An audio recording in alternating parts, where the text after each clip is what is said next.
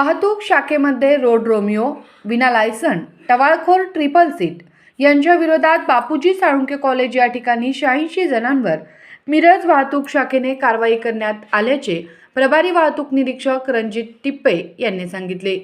मिरज वाहतूक शाखेने वाढत्या अपघातावर नियंत्रण करण्यासाठी जिल्हा पोलीस प्रमुख तुषार दोशी, अप्पर जिल्हा पोलीस प्रमुख कल्पना बावरकर, डीवायएसपी अजय कोकाटे यांच्या मार्गदर्शनाखाली मिरज वाहतूक शाखेचे प्रभारी निरीक्षक रणजित टिप्पे यांनी मिरज येथील बापूजी साळुंखे कॉलेजजवळ स्पेशल ड्राईव्ह कॅम्प आयोजित केला होता।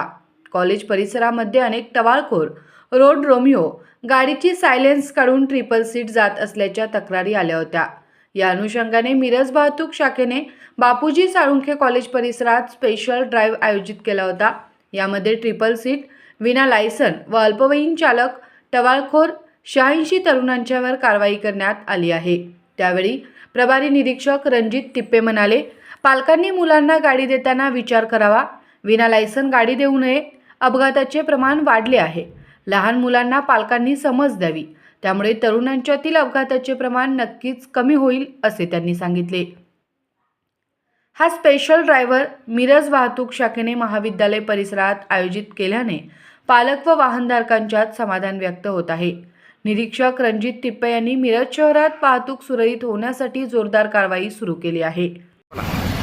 आज रोजी माननीय पोलीस अधीक्षक तुषार दोशी सर, माननीय अपर पोलीस अधीक्षक कल्पना बावरकर मॅडम, माननीय उपविभागीय पोलीस अधिकारी अजय कोकाटे सर यांच्या मार्गदर्शनाखाली जे वाढते अपघात आहेत त्या अनुषंगाने एक स्पेशल ड्राईव्ह बापूजी साळुंखे महाविद्यालय या ठिकाणी घेण्यात आला होता। त्या ठिकाणी आज रोजी एकूण 86 केसेस केलेल्या असून त्यामध्ये अल्पवयीन चालक यांच्या विरोधात 8 केसेस करण्यात आलेले आहेत। म्हणजे त्यांना तो दंड आकारण्यात आलेला आहे। तसेच इतर ट्रिपल सीट, मोबाईल टॉकिंग अशा केसेस करण्यात आलेल्या आहेत। माझी सर्व पालकांना विनंती आहे, तसेच आमच्या सांगली जिल्हा पोलीस दलातर्फे एक विनंती आहे की आपल्या पाल्याला गाडी देताना हे 18 वर्ष पूर्ण झाल्यानंतर त्याच्या हातामध्ये गाडी परवाना काढून देण्यात यावी।